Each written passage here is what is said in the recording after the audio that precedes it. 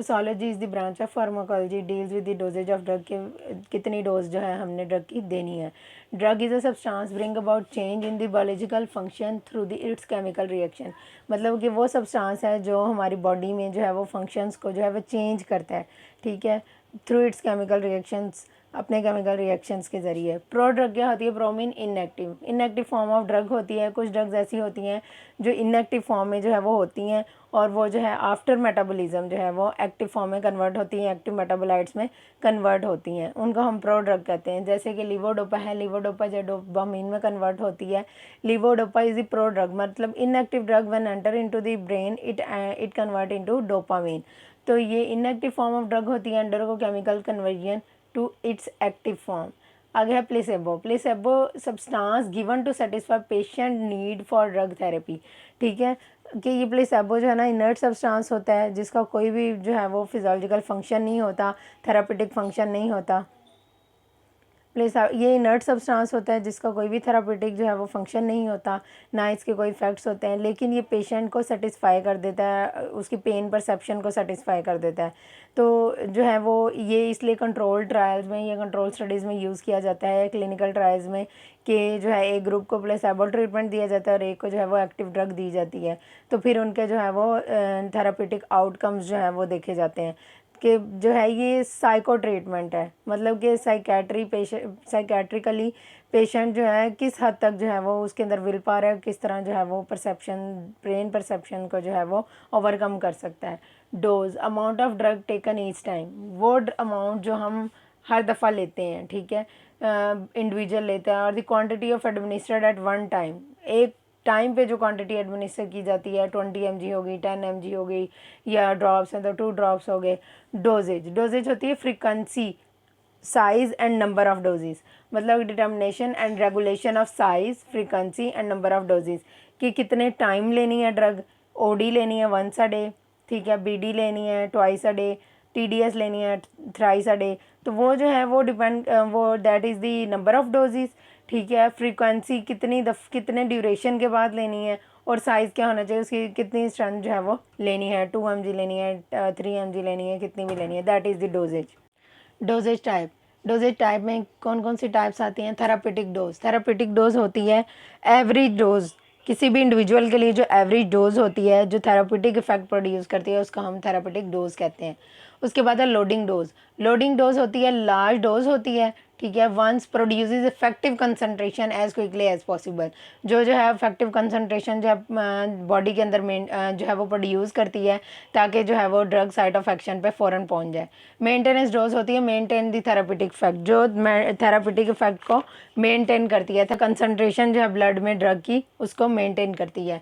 Maximum dose जो है largest dose taken safely, largest amount of dose, जितनी हम मैक्सिमम डोज जो है वो ले सकते हैं, ठीक है, ये जो है वो अगर जो है ये देखें तो ये जो है वो मैक्सिमम इफेक्ट है, यहाँ तक हम डोज ले सकते हैं, उसके बाद जो है वो हार्मफुल हो जाती है ड्रग, टॉक्सिक जो है वो लेवल स्टार्ट हो जाता है, that is the maximum dose, यहाँ तक जो है वो हम ले सकते हैं ड्रग। उसके बाद है toxic dose which produce undesirable और हार्मफुल इफेक्ट्स, मतलब which produce the side effects, ठीक है। Amount of drug which produce undesirable harmful effects of serious nature is called the toxic dose. Fatal dose वो होती है जो इरिवर्सिबल होती है और that produce death. Dose calculation, adult dose जो होती है पर्सन के लिए होती है between age 18 to 60 years. Young's formula और Clark's formula, Young formula mostly for होता है चिल्ड्रन, कैलकुलेट चिल्ड्रन डोज, और क्लास फार्मूला होता है फॉर इन्फेंट्स। यंग फार्मूला में क्या है, use to calculate the dose of children from 2 to 17 years. Child dose is equal to age in year multiply by adult dose जो actual dose होगी, divided by age in years, जितनी age होगी child की, plus 12। उसके बाद Clark's formula है, class formula calculate the infant dose, infant dose के is equal to infant weight in pounds, pounds में वेट इन्फेंट का, मल्टीप्लाई बाय अडल्ट डोज जो एक्चुअल डोज होगी, divided by 150, that is the class formula. Factors modify the action and doses of drug, many factors influence the doses and the action of drug, बहुत सारे factors हैं जो influence करते हैं। अगर drug जो है वो स्मॉल कंसनट्रेशन में दी जाएगी तो वो डिज़ायर्ड थेरापेटिक इफेक्ट प्रोड्यूस नहीं करेगी, अगर जो है वो हाई कंसनट्रेशन में दी जाएगी that produce the toxic and fatal effects. अब कौन कौन से फैक्टर्स इसमें इन्वॉल्व हैं? एज, सबसे पहला है एज। एज अडल्ट डोज जो होती है वो 16 to 18 के दरमियान होती है, ठीक है। उसमें जो है डबल डोज दी जाती है। चिल्ड्रन जो है उनको स्मॉल डोजेज दी जाती हैं। हम यंग फार्मूला या क्लार्क्स फार्मूला यूज़ करते हैं फॉर द डोज कैलकुलेशन। और अबव 60 ईयर्स ऑफ एज जो होता है, dose should be decrease to 3/4 of the adult dose. 3/4 जो है वो हम डोज जो है वो डिक्रीज़ कर देते हैं because of the slow metabolism, ठीक है। Multiple use of drug, combination of drug, उससे क्या होता है ड्रग इंटरेक्शन का जो है वो ख़तरा होता है। और दूसरी बात ये है कि स्लो मेटाबॉलिज्म की वजह से जो है वो डोज जो है डिक्रीज़ कर दी जाती है। Body weight, if the patient has abnormal body weight, ठीक है, तो उसको फिर अकॉर्डिंग टू वेट जो है वो पेशेंट को ड्रग दी जाएगी, क्योंकि ड्रग ने डिस्ट्रीब्यूट होना होता है कंपार्टमेंट्स में। उसके बाद है सेक्स। फीमेल जो है उनको लेस डोज दी जाती है एज़ कम्पेयर टू मैन। उसमें जो है वो कंडीशंस भी आ जाती हैं, प्रेगनेंसी, मेंस्ट्रुएशन और लैक्टेशन वगैरह, उन चीज़ों को जो है वो मद्देनज़र रख के जो है वो डोज दी जाती है। उसके बाद रूट ऑफ एडमिनिस्ट्रेशन है। रूट ऑफ एडमिनिस्ट्रेशन, अगर जो है हम आईवी देंगे तो ऑनसेट ऑफ एक्शन रैपिड होगा, फ़ौरन एक्शन होगा। ओरली देंगे तो ओरल डोज से स्लो ऑनसेट ऑफ एक्शन होगा। तो ये डिफरेंस है। सबक्यूटेनियस, इंट्रामस्कुलर या आईवी देंगे तो उसमें जो है वो ऑनसेट ऑफ एक्शन जो है वो फास्ट होगा, रैपिड होगा।